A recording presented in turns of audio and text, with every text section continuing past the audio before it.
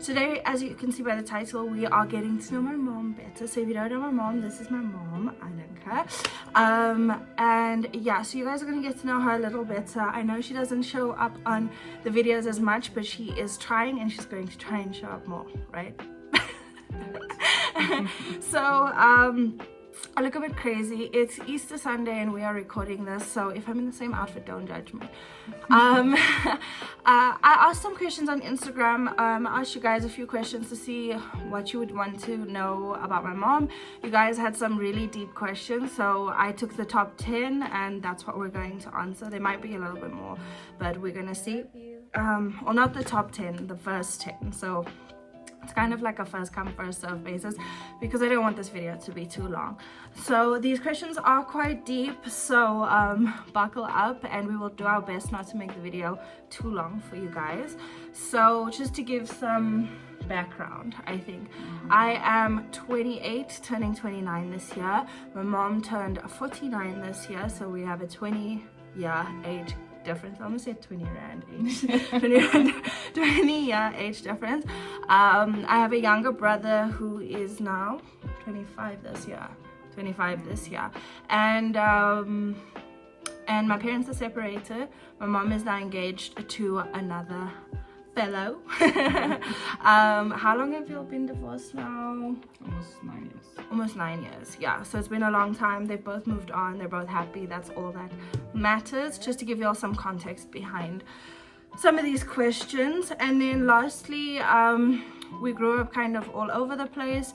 I was born in Pretoria, moved to England, moved back from England, stayed in Middelburg, from Middelburg, Joburg briefly, Pretoria, and now we're still in Pretoria. So we're in South Africa, in Pretoria now, for those of you that don't know where Pretoria is.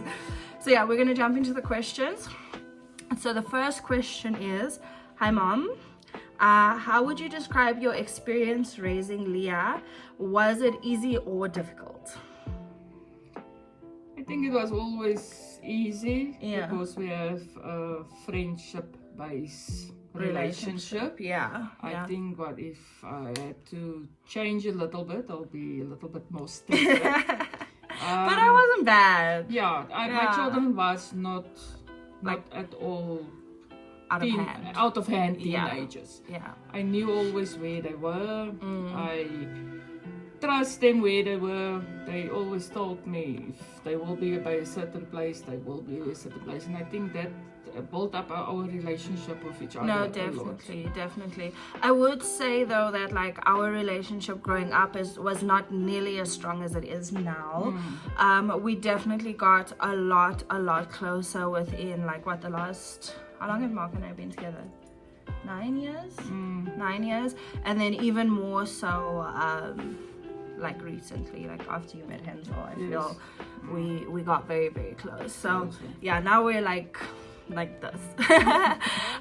So yeah, and then tell them about that story you were telling me earlier about when I went out that one night. So how old was I?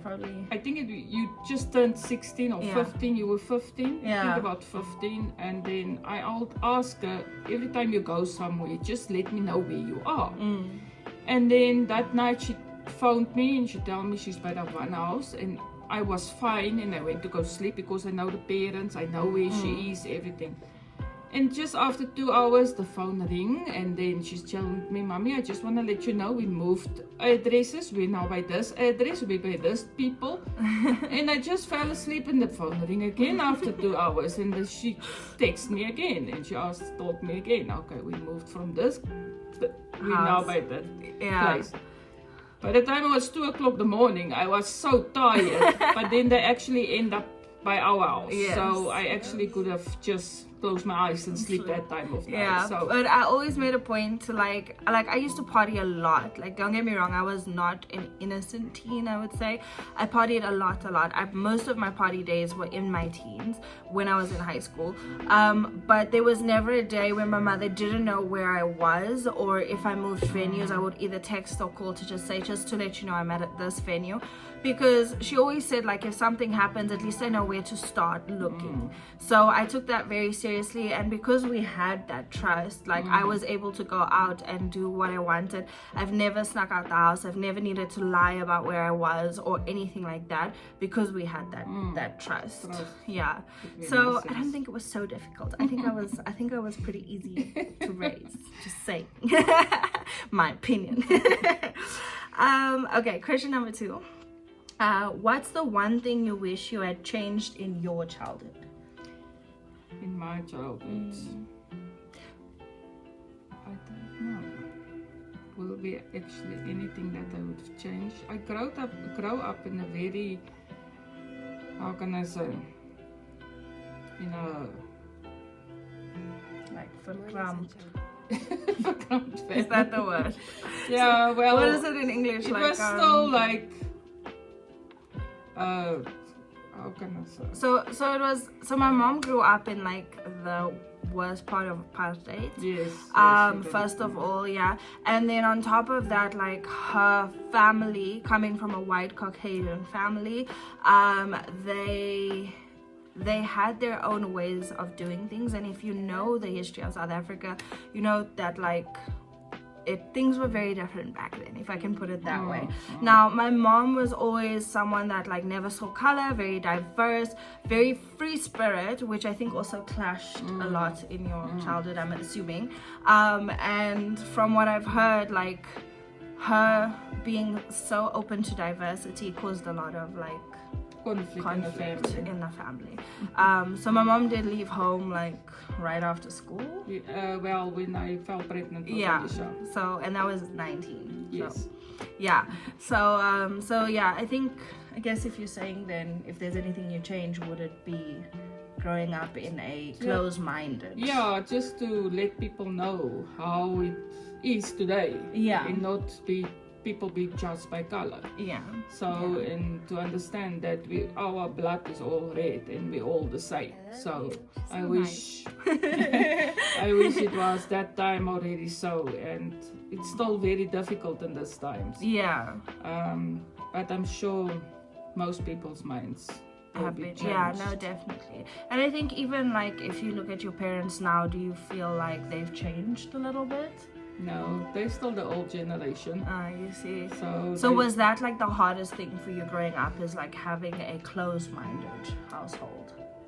Or I think so, because you couldn't do certain things. Yeah. So you couldn't walk or be in a shopping center with other people. You can't go to other places. So actually, what you growed up only to know white people. So in any other color was just not acceptable. Yeah, that's so really I bad. think that is what I really would like change, and I wish it was different at years. Do you think you would have been a different person, or do you think you'd be pretty much the same? I think I will be the same because you've I'm always still been open to everyone. everything. Yeah. Okay. Yes.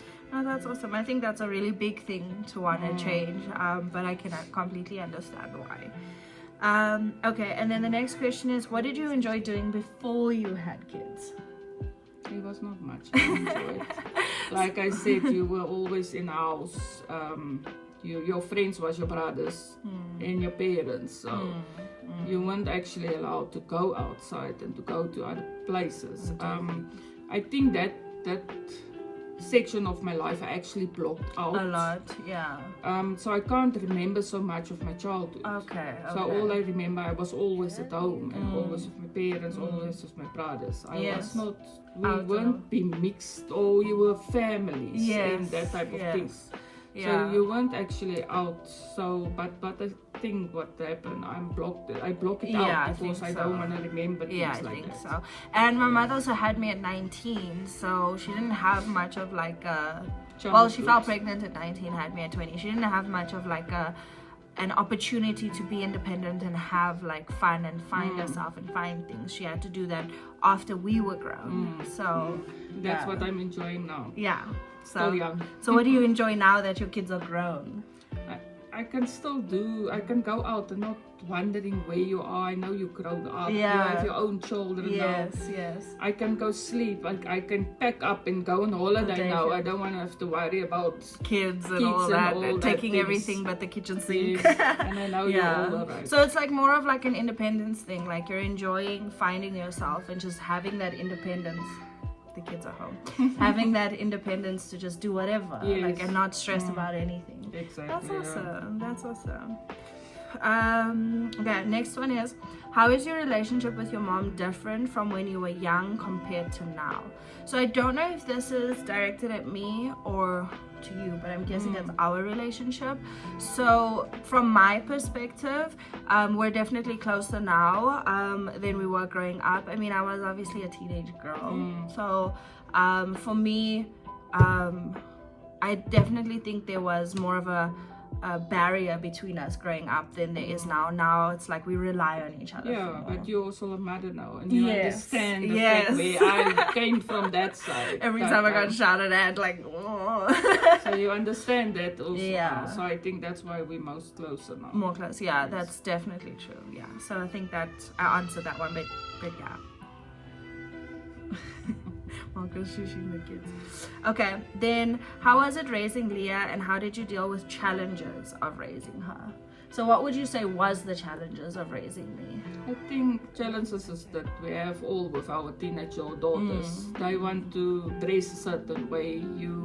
You understand from a mother's side that from men's minds that you can't send your daughter out in street with shorts. And my mother was very strict about what I wore. And I think on that time you didn't understand where I'm coming from. No. I know Lisha I saw a picture one day where she was sitting in a park with her shorts on, and she said to me, "Mommy, now I understand why you said that was very short." So when I looked at it now, I was like, so I think the challenge is to have a daughter even in that time, even in this time. People, I think it's worse now than it was actually in that time. So I think there is challenges raising a daughter more than a son. So you'll worry all the time what's going to happen to you, and you know your son will defend himself. For the most part. I mean, we do still worry about our boys, obviously, but I think like with the world today and the way women are being treated and have been treated even back then, it's scary. It's scary, and I think this is also something that made me not really want to have a girl. Like, I was totally happy when I found out I was having two boys, so I understand completely where you're coming from now. Like I said, I wasn't a difficult child. Like, I wasn't like there wasn't that many challenges, but my mother made sure to educate me from like a very young age on the risks and the ugliness of the world, what is out there and what you have to look out for, what you have to be careful for. I remember in England there was a time when they were grabbing kids and taking them into the bathroom, dyeing their hair, changing them, and walking out with them, right? And I remember I was 9 years old, and my mom had to sit me down and explain why they were doing what they were doing and what it means, what to look out for, and how to like always be safe. Because the thing is, I was always a very independent child. Always. Like, I always wanted to be out doing my own thing, like, leave me, I'm big, you know? So I can understand why it was a challenge to my mom. Like, she obviously had that fear of like anything could happen to you at any point. But I'm glad that we did okay. I also think that high school started very early in England. Yes. You were not even 12 when she started to go to high school. Yeah, they call it junior high. Yeah, and they actually called us in, and we had to sit and educate your children about everything. Yeah, because we were with like a lot bigger kids and things like that. You'll have to understand your daughter, where it's coming from if a boy comes to I was even younger than 12 though. I was I think 11. You turned 12. We came back when I turned 12. I was there for a year in the high school. Yeah, I was 11 turning 12, and then I came here 12 turning 13 in grade 7, and then 13 I went to grade 8. So I was like 11 years old when I started like junior high, and we were with like 17 and 16-year-olds, like I also think you needed to grow up very fast. In the situation we were in. So you were very grown up for your age. So it was not difficult for me raising you. And I mean, you had my help with Shakil also. So I think. But that also, for me as like a child, I found that challenging because I didn't really know what I was doing with my brother, but like I had to always have him because my parents were working. It's not like they were out having fun. They were working 24/7. So like I had to take care of him. It's just, we just kind of fell into that routine, you know? And as a child, like there were obviously occasions where I felt like, why must I do this? But then I did have to be mature enough to like know not to get him hurt or in trouble or like leave him randomly somewhere. So yeah, but I was always very independent. So I can understand why that would be challenging in raising me. Because like you can't keep me like this, like I'm out and I want to do my own thing, like that's but you were also responsible, so there was not much worries. At least. So you see, it wasn't difficult. Okay, the next question is, what advice would you give a woman in her early 20s? If I can give you advice, please don't think about family and children. Well, I fell pregnant when I was 19, and everyone always said, oh, I want to put my career first and things. And I thought, no, I want to have children first, and then after that I'll put my career first. And I think that was the biggest fault I ever done. I feel if I can go back and if I can give advice, think about your future, think about children can come afterwards. Marriage can come afterwards. But providing for them is the problem. So what I'll think about your careers, go study, go get things behind your name, and then after that think to have children and get married. I stand by that 100%. I also had my kids fairly early, and I do wish that I did focus on my career just a little bit more. But I also didn't really know what I wanted to do. So for me, like I feel like I'm still figuring that out. But I do wish that I had more financial independence and stability to be able to provide for my kids. So yeah, I think that's really good advice. And also, don't depend on a man. Do it yourself. Please. Do it yourself. Okay, next question is, what are some of the challenges you faced while raising Leah? So I think a lot of these are pretty similar. I think we already touched on this. There wasn't really a lot of challenges further than like raising a daughter in a world that is very ugly, because that is the reality of it. Other than that, I wasn't really a difficult child. I think we did butt heads now and then. Definitely. But that comes with being a strong, independent woman. Two strong females in the household, I'm telling you, it's a problem. But yeah, I think we've kind of touched on that one, so it's okay. And then the next one was, how was it like to parent your kids, especially Leah? Any challenges you encountered? Where's the second part? Oh yeah. How did you navigate around it? And also, was it difficult parenting after separation? So I think we've touched on the challenges thing. Challenges with Shaquille though. Yeah, Alicia was out of the house that time already. Shaquille just turned as a teenager. Yeah, when my parents separated. So that was for me a little bit difficult because he started, I know for the day when he asked me he needs to shave. It was still the early ages of my divorce, and I really didn't know what to do. I actually went out and I bought every type of razor there is there outside, from the electrical to, and I gave it to him and I said, here's lotions, here's everything. Really? Figure it out, because I don't know. So I think it's very difficult. Like my father wasn't like dead, but he stayed 4 hours away. So it wasn't like, and I mean we didn't have like video calls and stuff that time, so it wasn't as easy as just like picking up a video call and being like, show me, you know. And obviously my parents like didn't want to see each other, so my father didn't come through often. So my brother was in a very difficult stage of his life, I would say. Definitely harder for him. Yes, because he turned, like he was going through puberty. Yes. He also got like, my brother got quite aggressive at that time. Not with my mother particular, but just like in general, he was like smacking walls and doors and all that nonsense, and rebelling and being naughty and like I guess trying to find himself, but like his whole world was kind of falling apart. So I think in terms of parenting, it couldn't have been easy at all for my mom. I don't know from my father's perspective, but I guess from you, like very Yeah, difficult. I think most people always say that getting divorced if your children is young, it's difficult on the kids. Yeah. But I think it's other way around. Yeah. If the children is small and you're getting divorced, I think it's easier to let them adapt to the fact that both parents is not together. Yes. But to have a teenager on that stage and you divorce and to explain for your children why you were together for 16 years and then not after that. And I think, like, if I can say from our perspective also, like, we saw this coming in a way. Like, when it finally happened, it was like, okay, we finally. Finally, we could see they weren't happy together. We knew it. We just never said it. We didn't know what was going on. We didn't understand marriage or love or any of that as kids. But like, I do feel like when it finally happened, it was a bit of a relief, but also like you had to figure out how to adapt.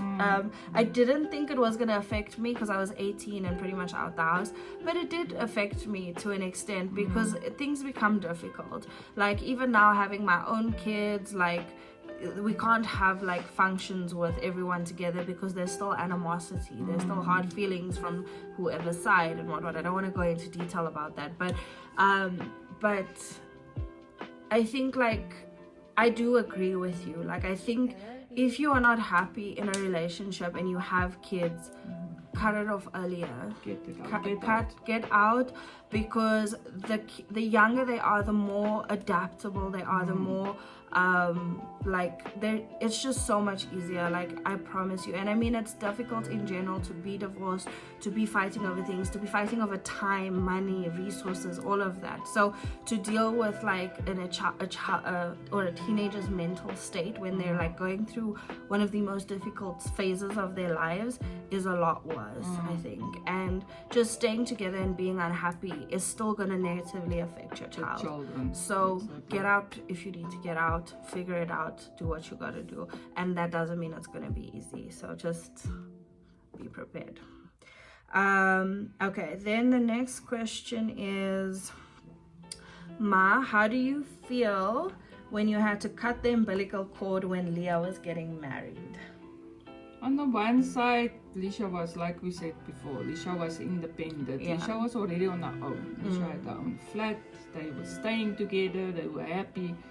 And the fact that I had to hand her over to a man that I know that's going to look after my daughter was not so difficult. Yeah. I think when it gets difficult is when you know you're not in a right relationship and you can't hand your daughter over and you don't know how to tell. You don't have peace of mind. Yes, and you don't know how to tell her, listen, it's wrong, because she must make out her own mind. But in this fact, because they were staying together and it was a long time already, they knew each other from baby's day. Yes.